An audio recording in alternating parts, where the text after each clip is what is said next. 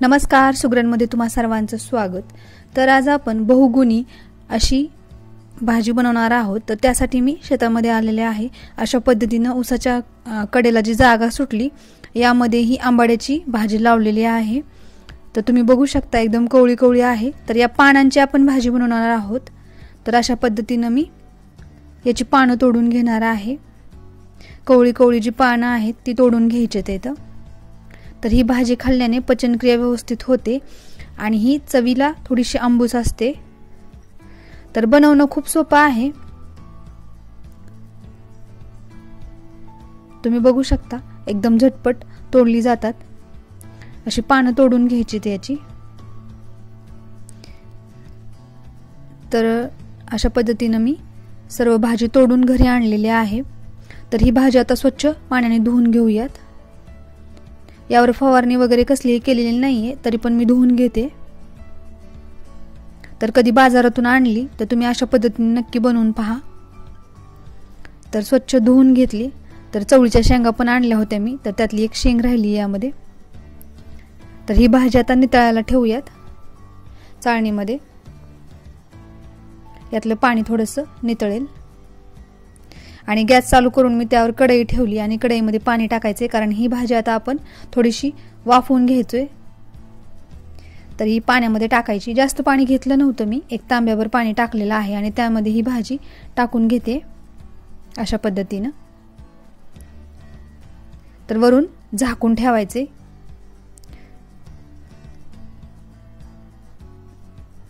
तर थोडीशी वाफरल्यासारखी झालेली आहे। तर खालची वर करून घेऊयात, म्हणजे एकसारखी वाफरली जाईल।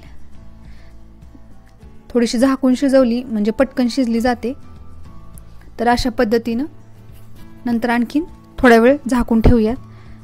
5 ते 7 मिनिटांमध्ये छान अशी वाफरली जाते। तर झालेले आहेत छान अशी अशा पद्धतीने झालेली आहे ही भाजी। तर आता ही काढून घ्यायची आहे। तर एका चाळणीमध्ये ओतून घेते, कारण पाणी पूर्ण आपण यामधलं काढून टाकणार आहोत। थोडीशी चवीला आंबट असते त्यामुळे थोडीशी वाफवून घेतली आपण। तर पूर्ण पाणी नितळून द्यायचे आता यामधलं। थंड झाल्यानंतर तुम्ही पिळून जरी पाणी काढलं तरी सुद्धा चालतं। जास्त सुक्की सुक्की होऊ नये आणि जास्त चिकट पण होऊ नये अशा पद्धतीने पाणी काढायचंय सगळं। तर ही भाजी 2 दिवस चांगली राहते। तुम्ही बनवून जर ठेवली तर 2 दिवस ही व्यवस्थित राहते। तर पाणी छान असं निघलेलं आहे।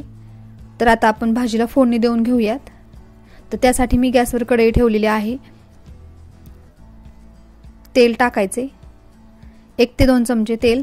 यामध्ये मी 2 छोटे छोटे कांदे चिरून घेतलेत असे बारीक। तर कांदा आता आपण भाजून घेऊयात। छान असा लालसर होईपर्यंत आपल्याला भाजून घ्यायचा आहे कांदा। जर कच्चा कांदा राहिला तर भाजीची चव बिघडते, त्यामुळे छान असा लालसर होईपर्यंत कांदा भाजून घ्यायचा आहे।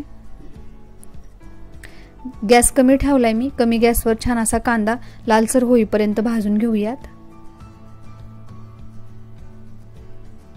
तर कांदा छान असा लाल झाल्यानंतर थोडासा कडेला घेतलाय मी काढून आणि त्या तेलामध्ये लसूण टाकलेला आहे।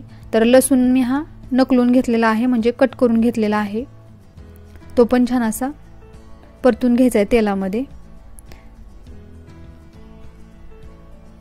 तर आता सर्व एकत्र करून घेऊयात, कांदा आणि लसूण। असा कलर येईपर्यंत कांदा भाजून घ्यायचा आहे। आता यामध्ये चटणी 1.5 चमचा टाकलेली आहे मी, मीठ, हे सगळं एकत्र करून घेऊयात तेलामध्ये। आता यामध्ये जी भाजी आपण नितळून घेतली ती टाकून घ्यायची आहे। थोडी सुटसुटीत करून घ्यायची आहे, कारण चिकट होते, परंतु चवीला भाकरी सोबत खूप छान लागते। तर आता सर्व एकत्र करायचे, एकदम झटपट होते, कमी साहित्य। तुम्ही जर कधी मार्केटमधून अशी भाजी आणली तर अशा पद्धतीने बनवून पहा, तुम्हाला नक्की आवडेल। तर थोडीशी अशी कट करून घ्यायची उलटण्याच्या साह्यानं, कारण थोडीशी घट्ट झालेली आहे पिळून काढल्यामुळे त्यातलं पाणी। थोडीशी चिकट होते।